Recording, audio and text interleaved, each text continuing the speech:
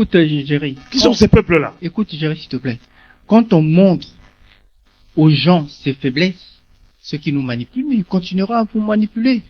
Mais quand ils sentent qu'il y a une résistance, ils vont réfléchir. Mais à quand la résistance? Ils vont réfléchir plus d'une fois. Donc, il faut arriver à amener les gens à se dire, chaque chose, tu sais, dans la vie, on n'a rien pour rien. Hein. Il faut mériter ce qu'on a. Il faut se battre pour avoir quelque chose. On n'attend pas que tout tombe du ciel. Hein. C'est pas parce que les gens vont prier, ils mettent les bras en l'air que Dieu va tout leur donner. Il faut qu'il y ait un suivi, qu'il y ait un travail là-dessus. C'est ça que nous sommes en train de demander. Encourageons ceux qui font des choses bien pour le changement de ce pays. Comme le cas de ce ministre de justice que je connais à peine, mais j'ai vu un peu les commentaires qui ont et en plus il est le plus jeune. Il a 35 ans. C'est même pas une question d'âge. Non, j'ai dit.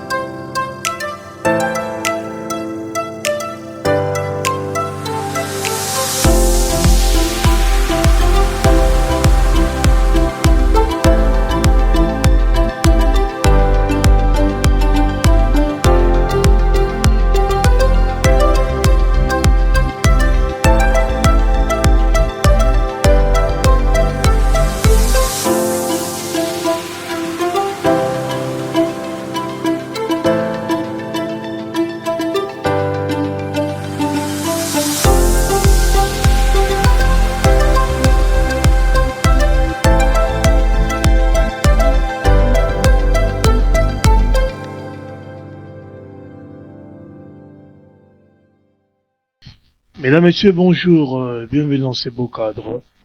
Le studio Yambanga, situé à Saint-Denis. On est très heureux de se retrouver encore ce soir pour parler Congo. Surtout après un moment d'absence, on n'était pas là, mais on s'est dit qu'aujourd'hui, on doit revenir sur le plateau pour faire des analyses par rapport à notre beau pays. On va parler de la dureté du cœur du Congolais. On va se poser des questions plus en pourquoi est-ce que le pays ne décolle pas? Pourquoi est-ce que la justice ne marche pas? Qu'est-ce qui s'est passé? Est-ce que les Congolais est au centre de ces blocages? Et on vous rappellera également que bientôt, le 5 octobre 2024, il y aura une élection Miss Congo. Miss Congo, on a notre digne fille qui s'appelle Raissa qui est Raissa Nzetima, qui est une native du Congo, de père et de mère, qui va aussi être candidate à cette élection Miss RDC. Voilà donc, chers amis, vous tous qui aimez nos émissions, vous tous qui êtes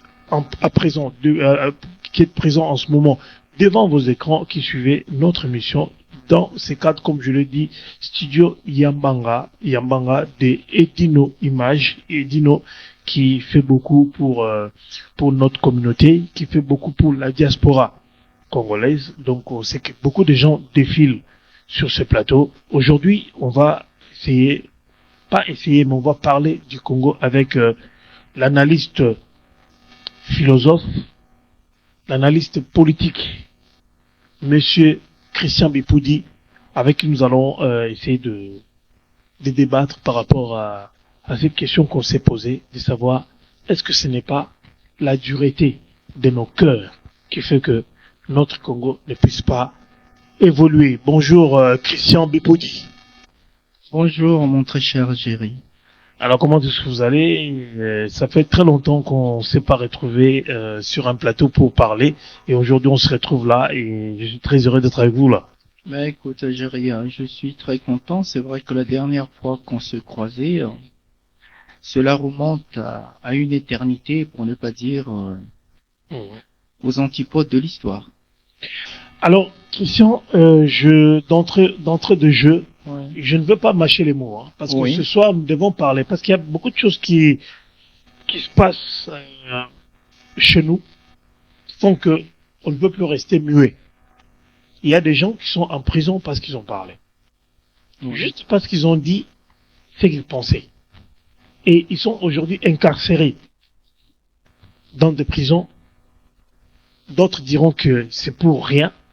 D'autres diront aussi que non, ils ont fait du mal, qu'ils ont commis des forfaits. Qu'est-ce que tu peux dire par rapport à la justice de notre pays actuellement?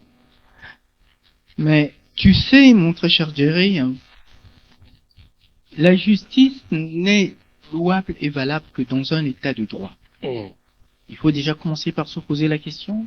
Y a-t-il état de droit au Si Congo? notre pays est un état de droit.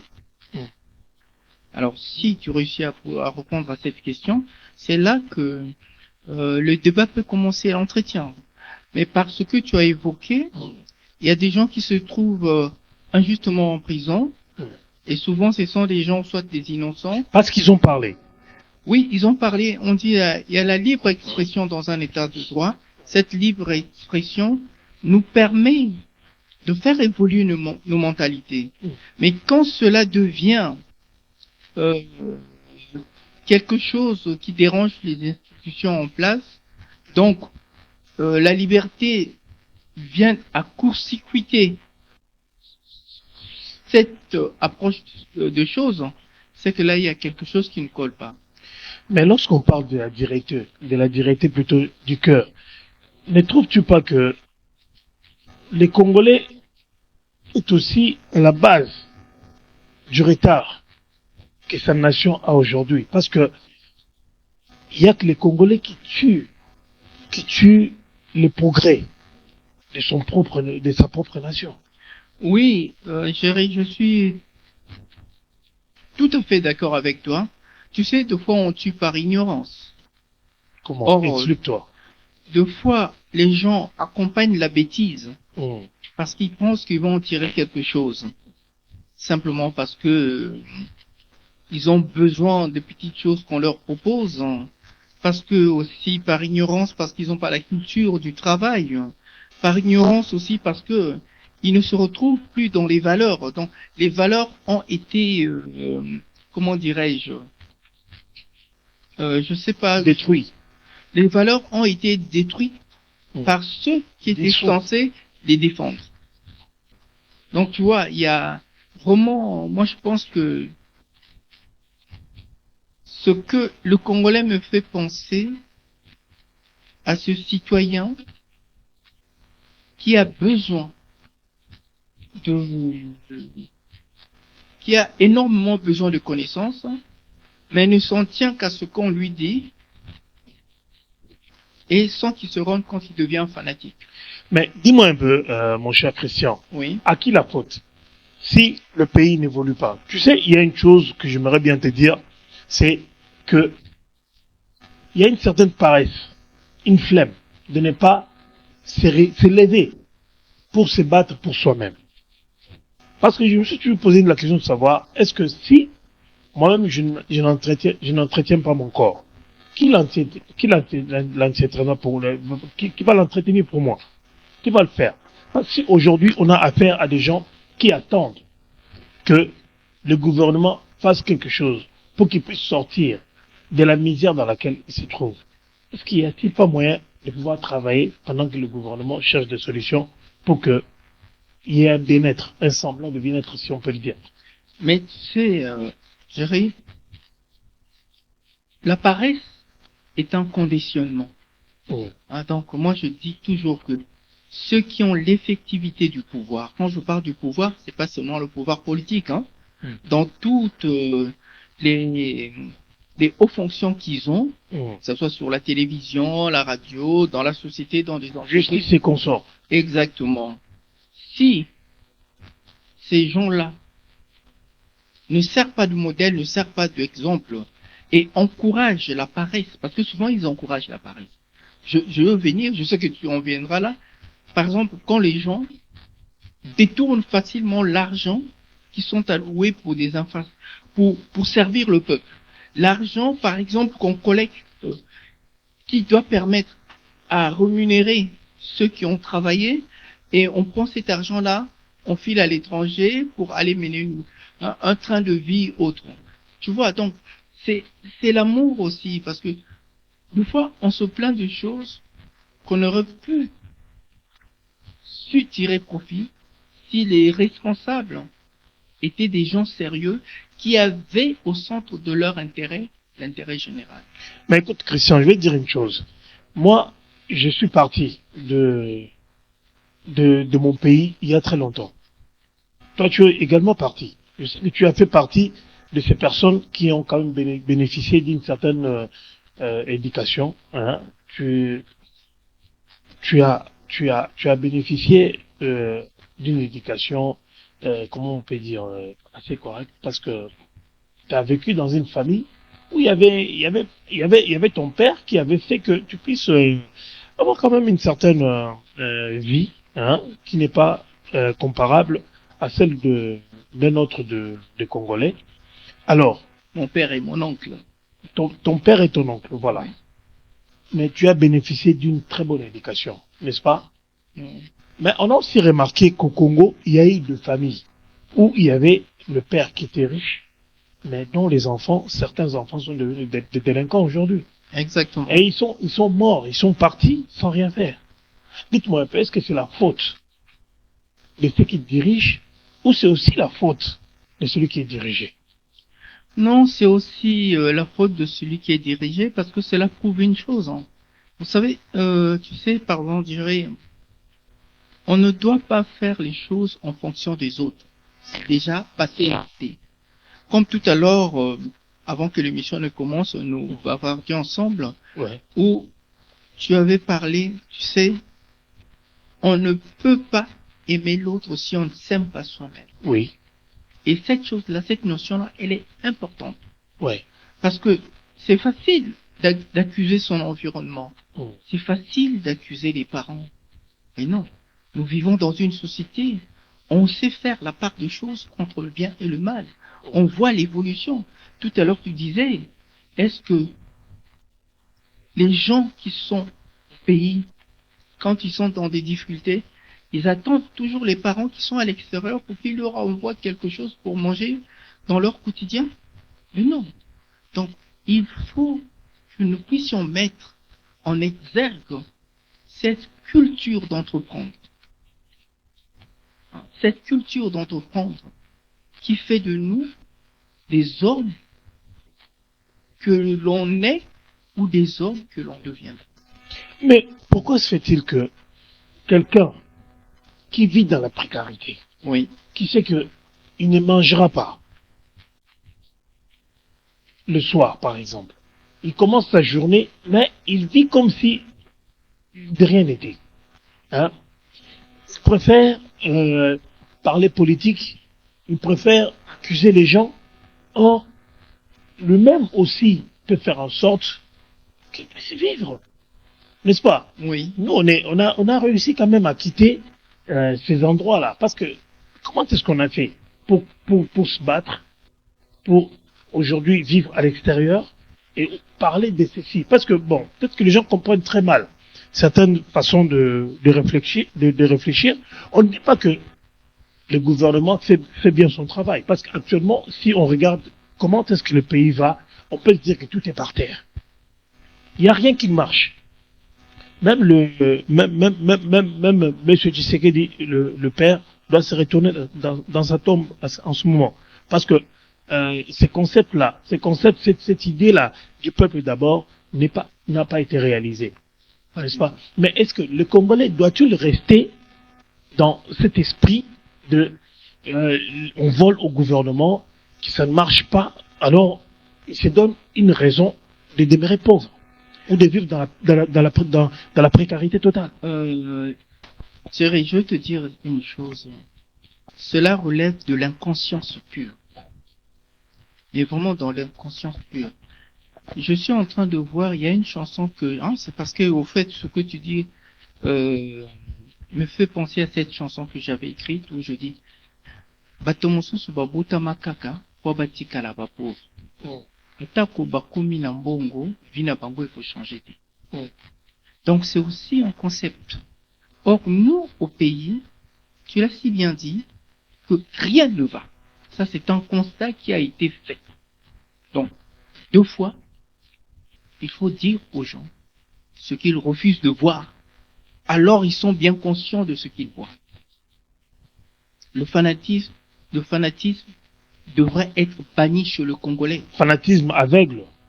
Eh oui, ça devrait être banni chez le Congolais pour que nous puissions voir ce qui ne va pas.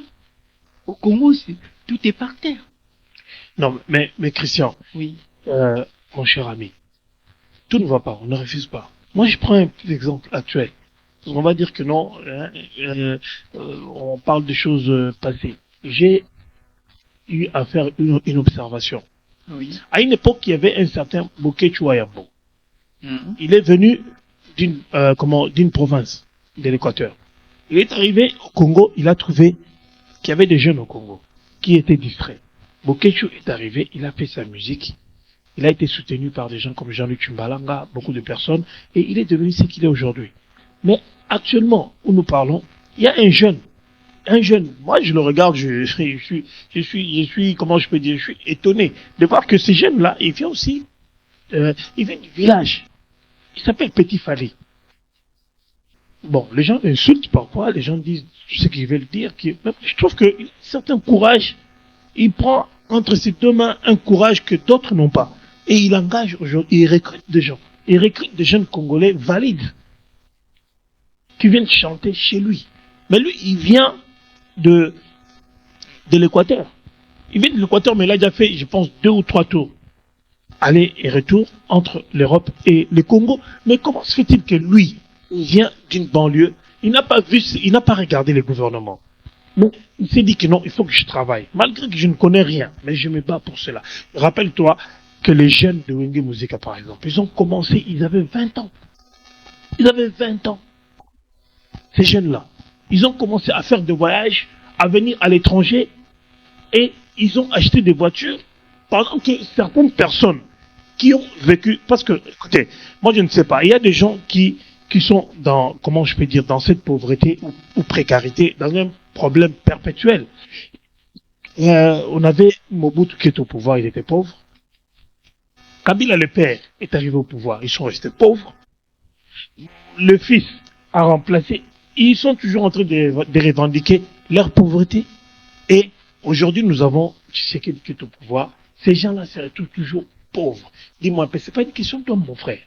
Mais tu sais, moi je pense que... Je rappelle encore que rien ne va. Je ne soutiens pas ce qui se passe aujourd'hui. Mais il y a des gouvernements et des gouvernements. Mais il y a des gens qui restent du côté, des gens qui se plaignent qu'il faut qu'on change ceci, cela. Mais qu'est-ce qu'ils veulent qu'on puisse faire pour eux? Parce que s'il faut que tu laves ton corps, le faire toi-même quand même. Jerry, l'important n'est pas d'où on vient. L'important, c'est de savoir ce que l'on veut. Qu'est-ce que les Congolais veulent? L'important, c'est de savoir ce que l'on veut. Et tous ceux qui arrivent, qui parviennent à se distinguer dans ce méli-mélo qui est aujourd'hui notre situation au Congo, ce sont des gens à encourager. Et je pense que, à juger par l'état de notre pays sur tous les plans, il faut se dire que, bon, on dit souvent que on ne mérite que les hommes qu'on a. C'est l'on a. Oui, mais il faut que nous prenions conscience de tout cela. Si nous ne sommes pas capables de nous dire les choses en face, mais pas seulement en vilipendant les autres, mais en étant capable de faire la démonstration de ce qui ne va pas. Et par là, essayer de dérégler, de parvenir à dérégler un peu sur le plan cervical ce qui ne fonctionne pas chez les gens. Je pense que on fera là entendre raison. Mais comment tu veux dans un pays où rien ne va, mais les voleurs ont pris le pouvoir. Les voleurs sont ceux aujourd'hui qui mènent la danse. Et la population est incapable de s'opposer à ces gens-là. Et la population, pour avoir été affamée, comme on dit, ventre affamé n'a point d'oreille, les gens, c'est-à-dire, ils ont oublié l'intérêt général. Quand ils réagissent, ils ne voient que leur intérêt. Donc, qu'est-ce qui se passe? Ils font fi de la réalité pour ne voir que ce qui les intéresse. Voilà. Je prends un très bon exemple. Kabila a été au pouvoir, il a été un dictateur incontesté, Oui. tout le monde le sait. Mais aujourd'hui, il y a des Congolais qui disent que Kabila, il mérite mieux. Que Kabila devait revenir au pouvoir. Ce sont les Congolais qui veulent faire revenir Kabila au pouvoir. Je te donne... Oui. Oui, écoute, non, ça les gens doivent dire. Parce que même si la pauvreté prend de l'ampleur, même si la pauvreté prend une grande place dans notre société, mais quand même cette dignité qu'on est un être humain doit rester. Oui, mais cela prouve aussi que... Parce que moi, je pourrais te dire que ce qui ralentit aujourd'hui le Congo, c'est la politique, dans la politique. Parce qu'il y a les politiques qui font de la politique, mais il y a aussi la population qui est rentrée dans la politique pour soutenir le politique vers eux.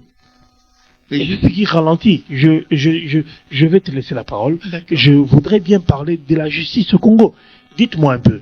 Nous avons aujourd'hui Monsieur Mutamba, qui est VPM, qui est ministre de la Justice. C'est ça, non? Ministre de la Justice, voilà. Alors, on veut à tout prix éliminer cet homme-là. On veut à tout prix l'éliminer. Et qu'est-ce qu'ils veulent éliminer cet homme-là? Ce sont les grands politiciens que nous connaissons. Quand on ouvre un dossier, dans le même dossier, on voit Kamere qui sort, on voit Bahati qui sort de ce dossier-là, on voit tel ou tel, même Pemba qui sort de ce dossier-là.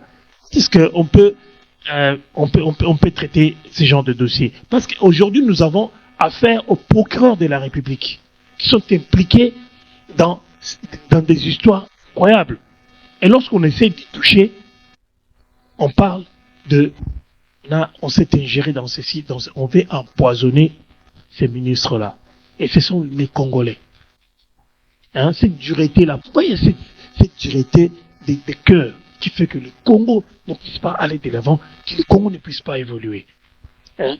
Vous verrez que lorsque on accuse un de ces personnes-là, une plutôt de ces personnes qui a volé ou qui a fait quelque chose, il y a des gens qui viennent, sont des Congolais, et ils viennent, ils disent que non, nous ressortissons de ceci, nous défendons ceci ou cela. Mais dites-moi un peu, si les Congolais n'arrivent pas à se réunir, ou s'ils n'arrivent pas à être un seul homme pour combattre, ne fût-ce qu'une seule fois, pour leur propre nation, comment cette nation va s'en sortir? On va tous mourir, c'est terminé.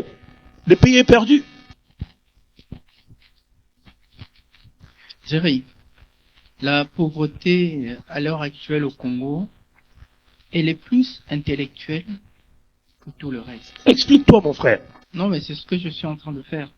La pauvreté, elle est intellectuelle, c'est là où le bas blesse. Et on profite, parce que ceux qui profitent de la population qui souffre, c'est ceux qui ont tout à gagner. Donc, on instrumentalise cette population au point que cette population est devenue incapable de voir ses propres intérêts pour les défendre. Non, mais excuse-moi, ça va choquer, mais tu sais, nous, Congolais, on est bêtes. J'ai compris, j'ai fait une observation, j'ai vu que, et moi y compris, hein, on est trop bêtes. Mais pourquoi on est bêtes? Mais on est bêtes, pourquoi? Parce que on vient nous instrumentaliser facilement. Avec combien? Qu'est-ce qu'on peut acheter, comment je peux dire? On peut acheter la personnalité d'une personne. Avec combien? Oui, mais c'est là. Avec combien on doit acheter ton âme? C'est là, Jerry, c'est là où le véritable travail doit se faire. Tout à l'heure, je t'ai bien entendu, tu as parlé du ministre de la Justice. Oui, c'est vrai que j'ai vu ça un peu comme tout le monde sur les réseaux, ce qui se dit, c'est vrai que je trouve malheureux parce que cette culture d'empoisonnement n'a jamais été une culture congolaise. Nous avons découvert cette culture il y a à peine quelques années quand le père Kabila a été arrivé au pouvoir. Et de cette culture, il y a eu une résistance à un moment donné. Mais comme comme ils ont connu la faiblesse des Congolais, alors on a su non seulement les amadouer, les instrumentaliser, on a su leur faire miroiter des choses dont ils n'ont jamais tiré profit. Et c'est vrai que quand on arrive là, il y a de quoi se demander que veulent les Congolais. Pourquoi un pays aussi grand, aussi riche, comme on nous le dit à chaque fois, son peuple n'arrive pas à se lever d'un seul homme pour dire que stop, maintenant, nous voulons que les choses changent. Et cela ne se passe pas seulement dans une partie du Congo. Si tu vois, que ce soit à l'est du Congo, que ce soit au centre du Mais on a su infecter. Les Congolais ont le même comportement.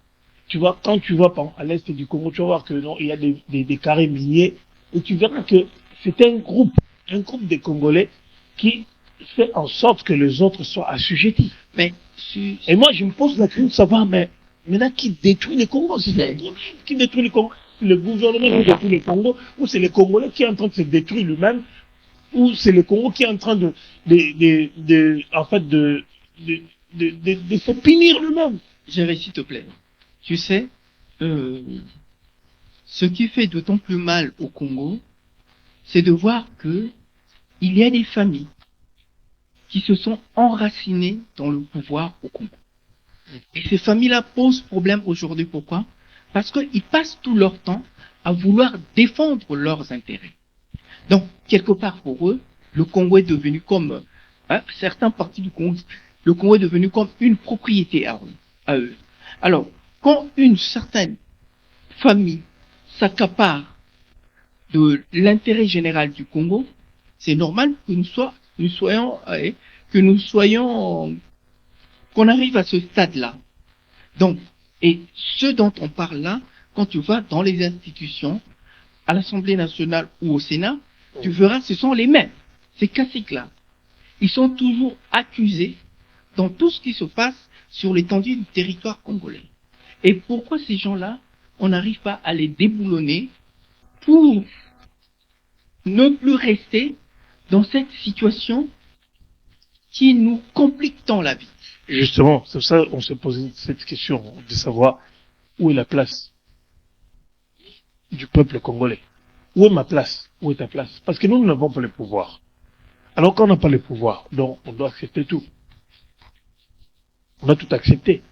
Parce qu'on n'a pas le pouvoir. Parce qu'il y a des gens qui ont décidé de s'accaparer du pouvoir. Des gens qui ont décidé, des familles qui se sont dit que non, écoutez, ce pays nous appartient. Donc on va regarder comme ça. Mais aujourd'hui, si on doit toujours progresser en ordre dispersé, comme on le fait, nous la population. Parce que non, le pouvoir revient à la population, n'est-ce pas? Oui. La population doit savoir qui choisir. Mais choisir les élus. Et justement. Mais malheureusement, c'est que moi, le constat que je peux faire, c'est que il y a une certaine une certaine classe au Congo qui veulent vivre sur la précarité. C'est comme si c'était forcé, c'est comme si c'était leur destin.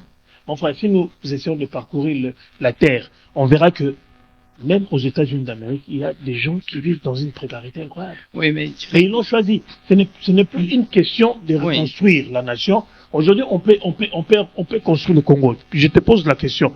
Dis-moi, on a l'hôtel, on dit quoi? Il y a des choses qu'on a construites au Congo, l'hôtel du fleuve, tout ça. Dis-moi combien de Congolais y vont. Et ceux qui y vont, comment est-ce qu'ils sont arrivés? Comment ils sont arrivés à entrer là-dedans? Pendant que les autres disent que non, c'est impossible. Pourquoi d'autres aussi rentrent? Comme le petit Fali, par exemple. Géry, je ne sais pas si tu es en train de réaliser l'importance et la gravité de ce qu'on est en train de dire. Non, je réalise ce que je suis en train de dire, et puis j'assume ce que je suis en train de dire. Si je dis mal, que les gens, si je veux me condamner, qu'ils me condamnent. Non, moi je reste sur le plateau. Je dis simplement que si aujourd'hui nous vivons dans une certaine précarité, comme si nous étions dans une monarchie où le peuple n'avait pas droit de citer, c'est aussi parce que, quelque part, nous en sommes aussi responsables. Mhm. Parce que nous n'avons pas le courage d'aller au bout des choses. Mhm. Et aussi, nous avons un peu ce qui se passe ici en Europe, dans certains pays comme aussi à la France. C'est-à-dire, la plupart de nos grands médias au pays sont tenus par ces gens du pouvoir qui essaient aussi d'influencer. Et quand nous sommes dans cette situation de précarité, alors que toi-même tu vois par exemple quand il pleut, comment Kinshasa se transforme en comment on appelle ça? Un lac. Un lac. Lac, Oui, bon bref. Lac provincial, Oui. je sais pas quoi. Mais là. quand on voit ces choses-là, c'est bien. Lac urbain. Oui, c'est bien de voir que nous puissions, que nous sommes à même de débattre de ces questions. Peut-être que ceux qui sont au pays ne seront pas à même aussi de bien en débattre parce que ils sont en train de voir leur situation. Ils n'ont pas la liberté de dire exactement ce qu'ils pensent. Mais nous voyons, nous les interpellons. Mon cher, il y a une fille, sur TikTok. Elle habite, je pense, du côté des Kalamoula. Tu sais, cette fille-là, elle n'est ni riche, ni connue. Je ne sais même pas si elle a un frère qui est colonel. Mais cette fille a fait des vidéos pour montrer les scandales qu'il y a vers Kalamoula. Il montre comment est-ce que il y a des gens qui ont construit de l'autre côté et qui savent que derrière il y a des soucis, n'est-ce pas? Et ce sont des autorités qui ont construit du côté de Kalamoula, mais ils voient que quand il y a des inondations, oui, quand il y a des inondations, et ça se passe très mal. Mais ça montre, ils font rien. Mais ça montre la médiocrité de ceux qui nous gouvernent. Et ça montre aussi l'irresponsabilité de ceux qui vivent, de ceux qui veulent vivre. Donc je disais, il y a des gens qui veulent vivre comme des pachas, mais dans un pays qui souffre. Et des gens qui refusent de voir la réalité parce qu'ils veulent être reconnus comme des gens riches. Mais tu sais, un homme riche, quelle que soit sa belle fortune, si cette belle fortune tient du vol, il ne sera jamais riche. Parce que du jour au lendemain, on le fera partir. Voilà donc, chers amis, vous qui nous suivez maintenant, on est en direct du studio Yambanga. On parle du Congo. Et je pense que vous comprenez notre préoccupation. On veut faire sortir les Congolais de cette torpeur dans laquelle nous nous trouvons. On se retrouve tout de suite pour continuer avec notre mission en compagnie de Monsieur Christian Bipouli.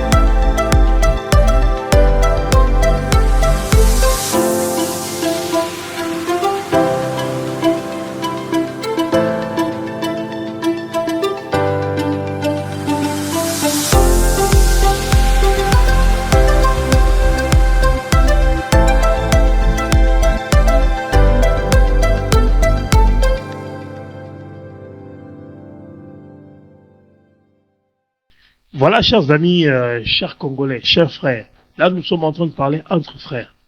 Moi, je suis un Congolais. Et ma préoccupation, c'est le Congo. Mon souci, c'est mon pays, c'est ma nation. Aujourd'hui, je n'ai aucun intérêt de venir devant vous pour vous raconter des histoires. Parce que je n'ai jamais participé à une messe noire. Je n'ai jamais cherché à avoir quelque chose pour moi-même. On a aujourd'hui un souci au Congo, mon ventre. On a parlé, il y a les slogans, le peuple d'abord. Mais il y a aussi les Congolais qui ont un slogan à eux, mon ventre d'abord. Mon ventre d'abord tue le Congo.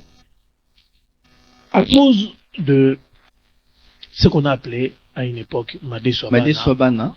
Corruption. Aujourd'hui, les gens vendent leur âme, mon frère. Mais dites-moi, si les gens ont vendu leur âme, comment est-ce qu'ils n'assument pas la vente? Et quand je parle de la vente de l'âme, c'est à tous les niveaux, hein. Ouais, je sais. C'est à tous les niveaux. Au niveau des médias, les médias sont vendus. Au niveau des familles, hein, à tous les niveaux. Toutes les âmes sont vendues. Comment est-ce que notre pays va sortir de la torpeur dans laquelle elle se trouve? Mais tu sais, il y a ce qui est quand même terrible chez nous, c'est que on a institutionnalisé la corruption à partir de Madé Sobana. À l'époque, c'était à une petite échelle. Aujourd'hui, ça a pris des proportions incommensurables. Ce qui fait que tout Congolais, souvent ceux qui se disent des hommes riches, vous allez voir que, vous savez, quand dans une société, les riches deviennent des politiciens, des pasteurs, ou ces genres de personnes qui tournent autour, c'est qu'il y a quelque chose. Dans l'oligarchie, quoi. Oui, c'est qu'il y a quelque chose qui ne va pas. Et nous, au Congo, aujourd'hui, c'est ça. Au Congo, ça ne va pas. Il faut que le peuple puisse prendre conscience de ce qui ne va pas. Il faut que les gens arrivent à faire comprendre aux hommes au pouvoir que les choses ne vont pas. Mais comment vont-ils arriver s'ils se laissent berner aussi facilement par ces gens-là, simplement parce que on leur donne quelques menus frétins pour oublier ce qu'il en est réellement. Tu m'as dit tout à l'heure que cet état d'esprit, nous le voyons sur toute l'étendue du territoire. Et tout à l'heure, je suis pas allé loin, j'ai dit que il y a certaines familles qui se sont enracinées. C'est-à-dire qu'ils ont pris le Congo en otage. Et ces familles-là contribuent largement à la situation qui est la nôtre.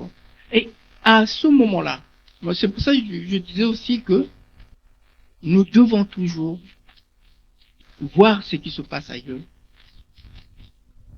pour nous dire, mais si eux, ils sont capables de le faire, pourquoi nous ne parvenons pas? Moi, ça me fait mal quand j'entends parler du Congo, toujours de façon aussi négative. Quand je vois les Congolais qui se font maltraiter de gauche à droite et qui ne prennent pas conscience de leurs propres valeurs, je dis, mais c'est ce que nous méritons. Non, mais les Congolais aujourd'hui, il est arrivé au niveau où, juste parce qu'il veut défendre une personne ou une certaine idéologie, qu'il accepte tout. Mais quelle idéologie défendre au Congo? Non, les personnes plutôt. Non. Parce qu'on n'aime pas telle ou telle personne, on est capable d'accepter d'être soudoyé pour détruire. Mais c'est justement ce que tu dis.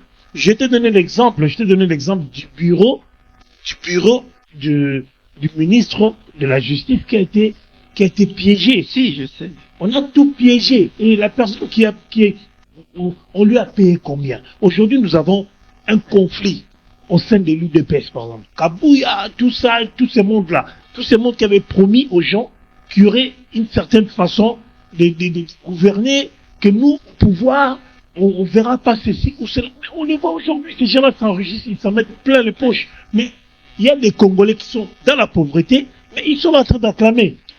Ce fait que tu vis dans la pauvreté, au lieu de cesser d'acclamer, on dit acclamer. Géry. On a un imbécile qui est devant toi, non. Excuse-moi le terme, bon, Géry, s'il te plaît. Je suis excédé, excuse-moi. Calme, Hein, oui. Géry, écoute. Pas ça. Géry, écoute un peu, s'il te plaît, Géry. Nous sommes gouvernés par des aventuriers politiques. Des gens qui sont tombés là sans s'être rendus compte qu'ils pouvaient s'enrichir aussi facilement.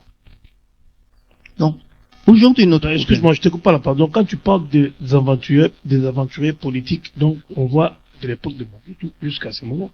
Parce que c'est un mélange. Non, moi, je ne voudrais pas me situer par rapport aux époques. Non, mais je dis parce que, non. Si je parle des époques, c'est-à-dire, on a été toujours dirigé par des aventuriers.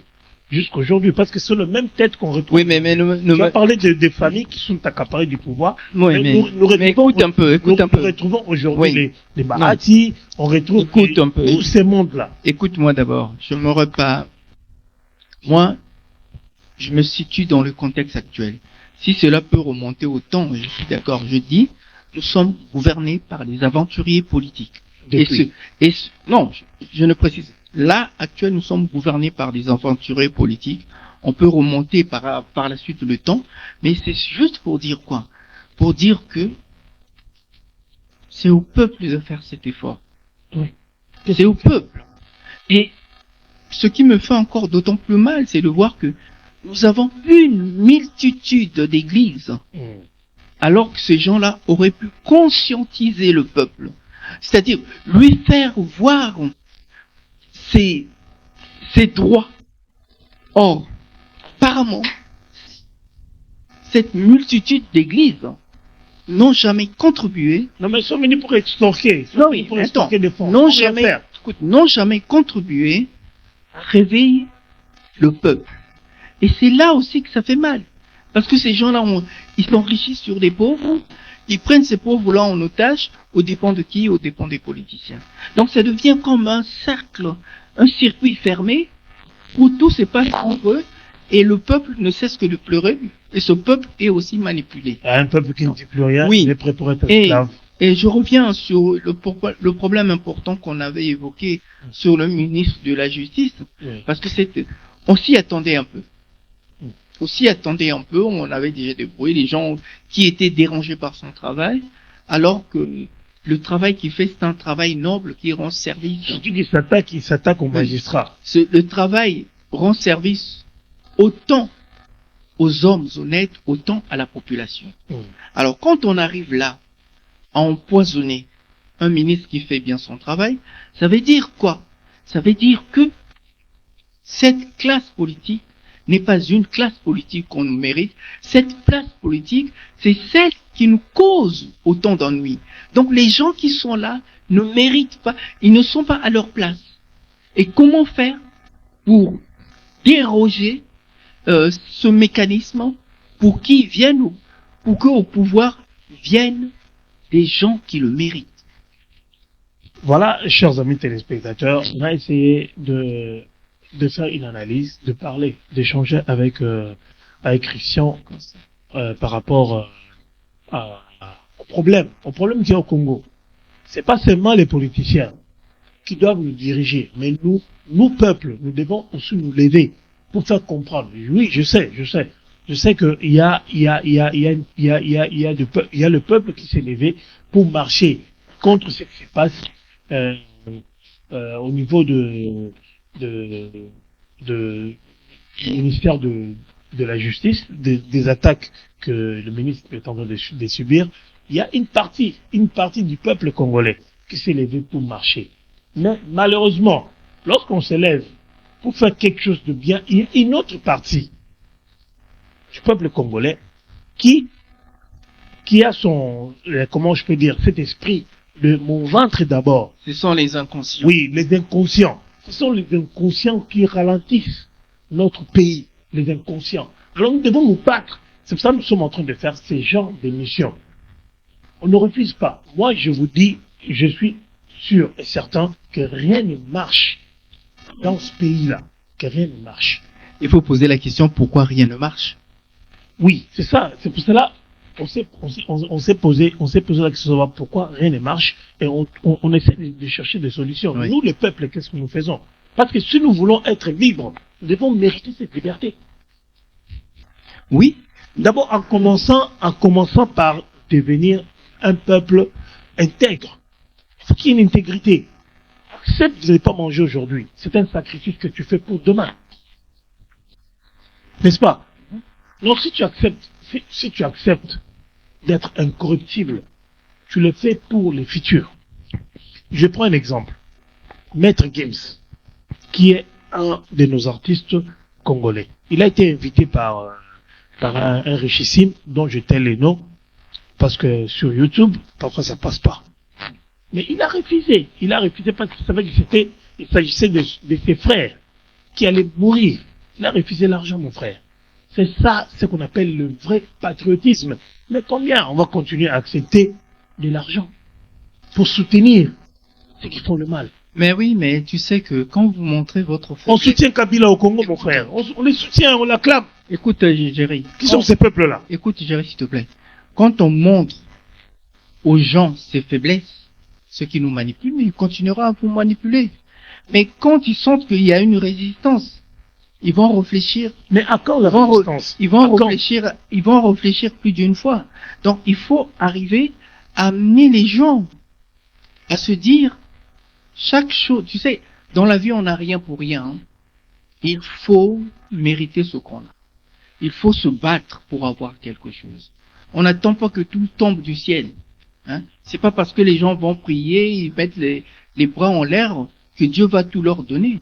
Il faut qu'il y ait un suivi, qu'il y ait un travail là-dessus. C'est ça que nous sommes en train de demander. Encourageant ceux qui font des choses bien pour le changement de ce pays. Comme le cas de ce ministre de justice que je ne connais à peine, mais j'ai vu un peu les commentaires qui ont et en plus, il est le plus jeune. Il a non, 35 ans. c'est même pas une question d'âge. Non, j'ai dit les jeunes, ça, c'est une question. Ouais, c'est une question. On peut le soutenir. C'est une raison pour de plus qu'il soit soutenu par la jeunesse. C'est une question de prise de conscience. La prise de conscience, elle est à la portée de tout un chacun et quel que soit son âge. Simplement, ce que je veux dire, nous devons tout faire pour que le peuple congolais prenne conscience, à continuer à cette allure-là, il continuera à être la risée du monde, ce qu'il est actuellement. Et un jour, on se retrouvera sans pays. Chers amis, chers téléspectateurs, je ne sais pas, Christian, on est arrivé à la fin. Est-ce que tu as un dernier mot à dire avant qu'on puisse définitivement cette émission? Non, Jerry, j'ai été agréablement surpris que nous ayons pu aborder un peu cette thématique et de la façon qu'on l'a abordée. Je pense que on essaye juste d'apporter notre pierre à l'édifice. Hein. C'est vraiment tout ce que j'avais à dire.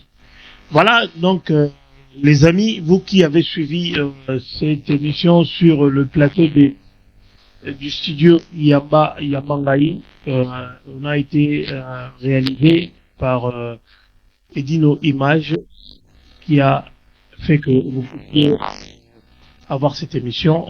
C'est pour le Congo que nous avons parlé et nous savons que le Congo doit aller de l'avant. On ne peut pas continuer à vilipender notre propre pays. On ne peut pas continuer à critiquer nos équipes de football. On ne peut pas continuer à critiquer nos sportifs. Hein, on les critique, on dit n'importe quoi par rapport à notre pays.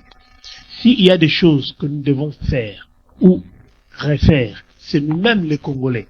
C'est nous, le peuple, parce que le pouvoir est entre nos mains. C'est nous qui choisissons qui doit être élu ou pas. Alors, que notre conscience puisse se réveiller. Sinon, comme Christian vient de le dire, il ne restera que des larmes. En réalité, c'est nous-mêmes qui vendons notre pays, sans le savoir. Parce que hier, dans la diaspora, il y a eu des gens qui se sont appelés combattants. Mais ils sont allés au Congo. Ils sont allés au Congo chercher le pouvoir, ils ne l'ont pas eu. Aujourd'hui, ils reviennent, ils tiennent un autre discours. Et on connaît déjà ces gens du discours. Là, tu ouvres une autre parenthèse alors que on a la fin. Et prochainement, parce que cette émission, c'est une émission de veille, donc c'est-à-dire, moté mamakasi au Congolais azalango. Il y a un homme toujours ça la tête Congo, et qui n'est pas sauté. Moté mamakasi, to fongola mitema. Ouvrons nos cœurs. Arrêtons avec cette dureté de cœur. Sinon, notre pays va stagner. Notre pays n'avancera jamais et on le perdra. Un de ces 4 matins. Chers amis, ça a été un réel plaisir de présenter cette émission. Comme je vous l'ai dit, je n'étais pas là pendant un certain moment. Je suis revenu il n'y a pas longtemps. Donc, je me suis dit qu'aujourd'hui, on devait plutôt tourner cette émission pour le veille patriotique. C'est ça le vrai éveil patriotique. Dire à ses frères ce qu'ils doivent faire. Et je vous rappelle également que ce 5 octobre, il y aura une élection Miss Congo. Et parmi le Miss Congo, parmi les candidates, nous avons notre fille, une digne fille du Congo qui s'appelle Raissa Nzetima, qui participera aussi. Alors, votez pour Raissa parce qu'elle est belle, parce qu'elle est intelligente, parce que elle pourra défendre notre pays. Et puis, on l'aura sur notre plateau pour parler de la jeunesse ici en RDC. Je voulais faire un clin d'œil à quelqu'un qui m'est cher, Papa Raymond. Et j'avais dit que je lui dédiais aussi cette émission. Ok. Voilà, donc notre émission est terminée. Nous nous retrouvons prochainement au même endroit pour une autre réflexion avec toujours les philosophes politiques Christian Lipoudi. On se retrouve prochainement. Merci à toi, Edino Image. Au revoir.